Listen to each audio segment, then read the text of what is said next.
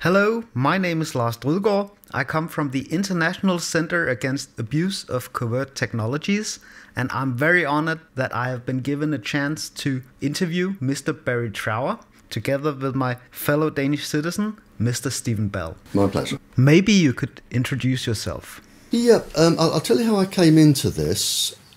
In the 1960s, very early 1960s, I trained with the government microwave warfare establishment. I looked at all aspects of microwave warfare, and when I finished my time in the military, because I had a lot of expertise in the microwave field, I was asked if I would carry on with this research, and some people blow this out of all proportion. I was an agent.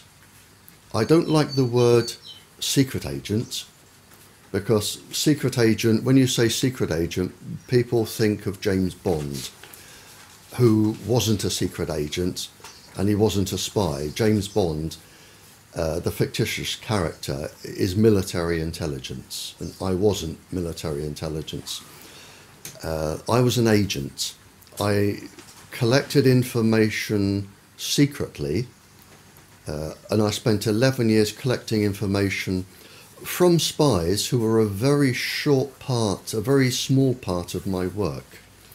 I also questioned international terrorists, international criminals, anybody of immense interest I questioned, and I trained for quite a few years to learn how to do this.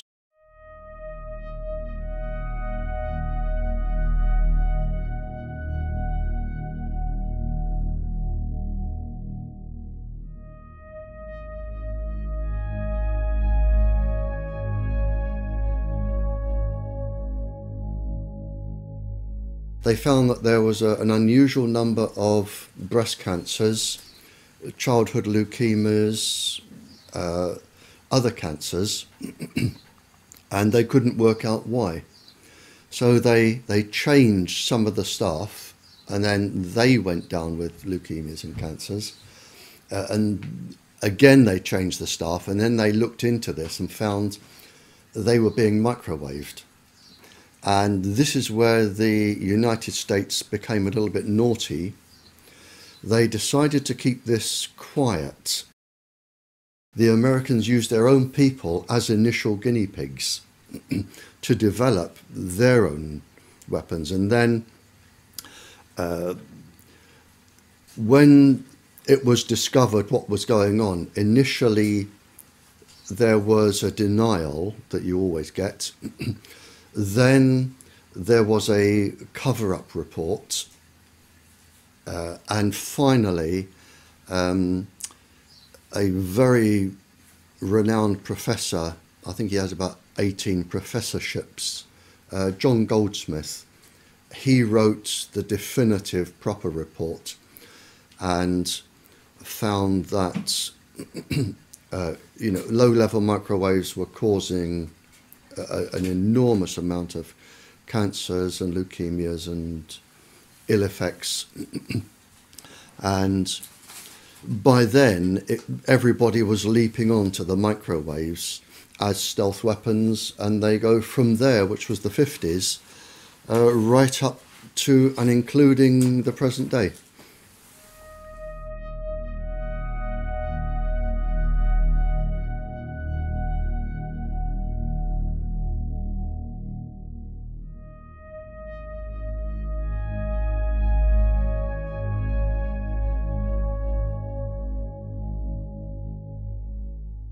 The ladies were protesting about having American missiles on English soil.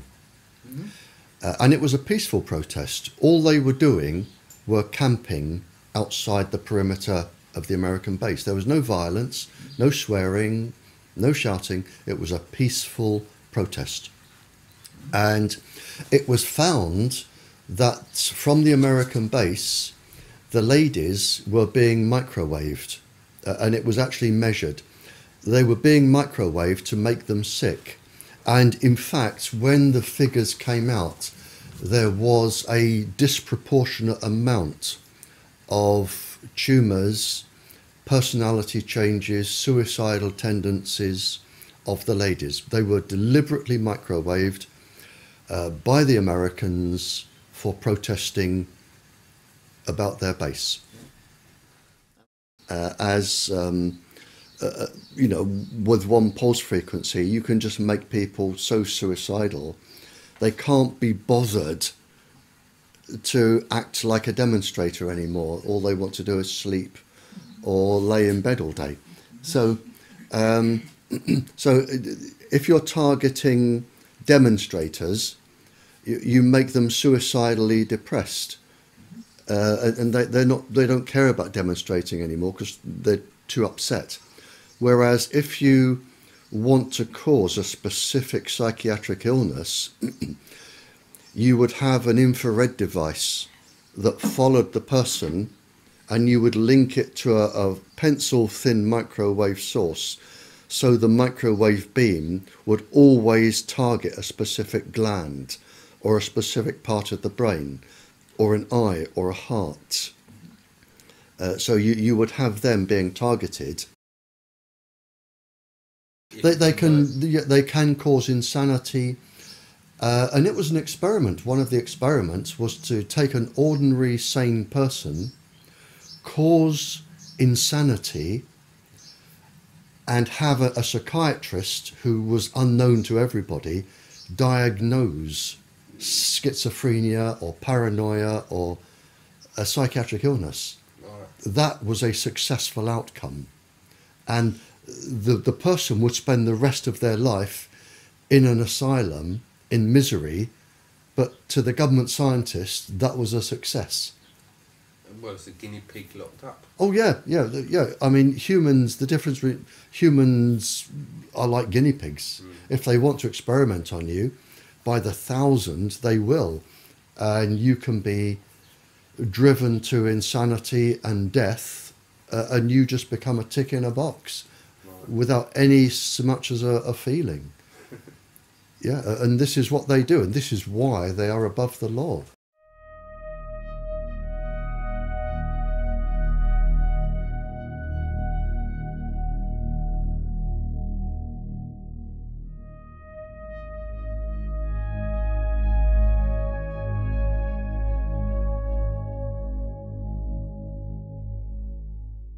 It wasn't until around the 70s that this became secret. For some reason, it was talked about openly. You know, if I'm talking to a spy and I want to find out where the spy was trained, how the spy was recruited, over the 5-year period of training and everything that went on, it's going to take years and years and years. But if you want to talk about microwaves and chips and microwave weapons, they'll just talk about it over a biscuit and a cup of tea. It wasn't secret. Most governments talked openly, or people talked openly about it. It wasn't until the 70s, mid-70s, that I think the full potential of this globally came into force. And the governments decided then to put everything under the Official Secrets Acts. But until then, nothing was secret. It was just talked about openly. That's actually very interesting. Yeah, I mean, it just wasn't, people didn't know about it. It wasn't general knowledge. You wouldn't meet somebody in the supermarket and say, have you got a chip in? But the people that had them knew they had them, and they would go around talking about them, and other people would talk about them. Whereby with the special forces, you could send down, if you had an idea roughly what country they were in, you could send down a beam from a satellite. The chip would be switched on by the beam, energized, and would send a signal back. You've got that type of chip. The other type is when it is pulsing continuously to stimulate, let's say, a gland in the body at a set frequency to produce a specific chemical that will produce a specific biochemical response in the brain. So you can have one working permanently, and you can have them working intermittently, and you can have them that will only work if they are stimulated. Yeah, I mean, voices are the easiest ones, because all you have to do is stimulate the cochlea with a set resonant frequency. It's very easy. Voices are very easy, and it isn't people imagining voices. They physically hear them. They physically hear, as I'm talking to you, my voice isn't inside your brain. My voice goes no further than an inch into your ear, no further at all. It's the electrical signal that makes you interpret how I sound. And once you've got this electrical signal, which can be a chip or lots of things, you can physically make people hear voices, certain voices.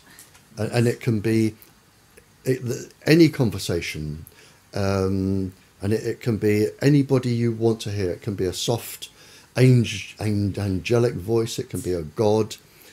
It can be something that scares you, like a devil. It can be anything.